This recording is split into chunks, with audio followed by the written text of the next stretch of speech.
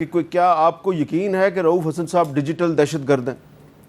دیکھیے میں یہ سمجھتا ہوں کہ رؤوف حسن صاحب 7.5 لاکھ روپے تنخواہ کے اوپر ڈیجیٹل میڈیا ونگ کے امپلائی ہے وہاں پہ نہیں ہے ڈیجیٹل میں ان کا کوئی تعلق نہیں ہے. معاف کیجیے گا, وہ انفارمیشن سیکٹری ہیں. میں پے سلپ دے دوں گا, میں آپ کو دکھا دوں گا. میں نے یہ بیان عدالت میں میں نے یہ بیان دیا ہے 7.5 لاکھ روپیہ تنخواہ پہ وہ وہاں پہ تنخواہ ٹھیک ہے. اگر وہ لیتے ہیں تو وہ بطور انفارمیشن سیکٹری کا تنخواہ ملتی ہے. کون سی پارٹی انفارمیشن سیکٹری کو تنخواہ دیتی ہے؟ نہیں ہے ان کا کوئی تعلق اس آپ ونگ کے کے ساتھ. پارٹی کے آئین کے اندر ہے تنخواہ لینا؟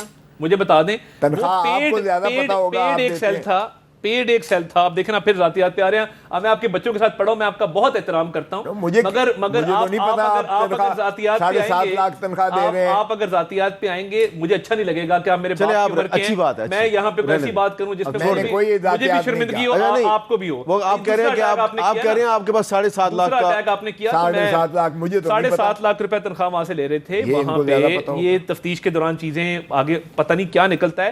ابتدائی جو معلومات ہیں اس میں یہ ہے کہ کچھ ملک دشمن عناصر کے ساتھ رابطے تھے وہاں رؤوف حسن کے, جی وہاں پہ باقاعدہ ڈائریکشن لی جا رہی تھی, کچھ ڈیٹا بھیجا جا رہا تھا, کچھ ڈیٹا لیا اتنی جا آپ کے پاس انفارمیشن ہے تارڑ صاحب, تو یہ بھی بتا دیں کہ وہ کچھ ہفتے پہلے جو رؤوف حسن صاحب پر اسلام آباد میں کچھ خواجہ سراؤں کے بہروپ میں لوگوں نے حملہ کیا تھا, ان کو بلیڈ مار کے بھاگ گئے تھے, وہ کون لوگ تھے؟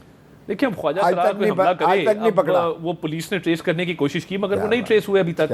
مگر میں یہ سمجھتا ہوں کہ یہ جو ڈیجیٹل میڈیا ونگ چلایا جا رہا تھا, یہاں سے کچھ ڈائریکشن یہاں سے جا رہی تھی, کچھ باہر سے آ رہی تھیں. اچھا, ملک دشمن عناصر. اور دیکھیں اس کے اندر جو فورن فنڈنگ میں لوگ ملوث تھے, اب فورن فنڈنگ اس میں بھارتی نژاد امریکی بھی ہیں.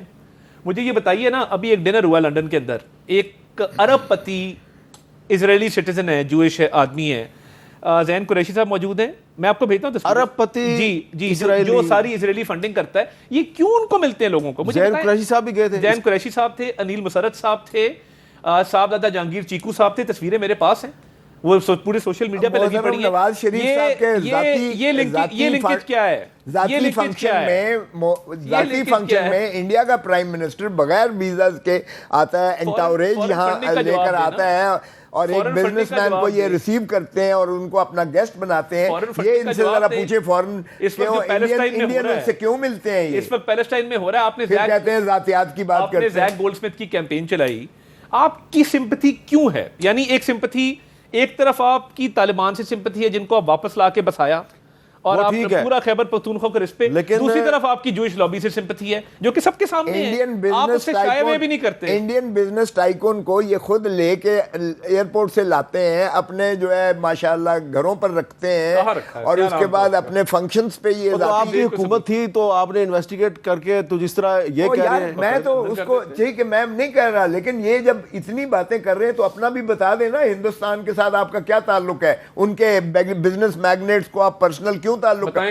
بغیر ویزا کے ان کے پرائم منسٹر اور ان کے انٹاوریج کو کیوں لے کر آتے ہیں اپنے ذاتی فنکشنز میں؟ آپ جو پشمینہ کی شالیں کیوں دیتے ہیں, ایکسچینج کرتے ہیں؟ آپ بتائیں نا کہ آپ کیا پشمینہ کی شال تو کوئی بات نہیں ہے. ہاں, لیکن وہ جو آپ کہہ رہے ہیں کہ وہ مودی صاحب جو ہیں وہ ان کے گھر میں شادی میں آئے تھے لاہور, کون سے ویزے لے کر آئے تھے, کون سے پاسپورٹس لے کر آئے تھے, اور انٹاوریج کو کے ساتھ آئے تھے ذاتی فنکشن.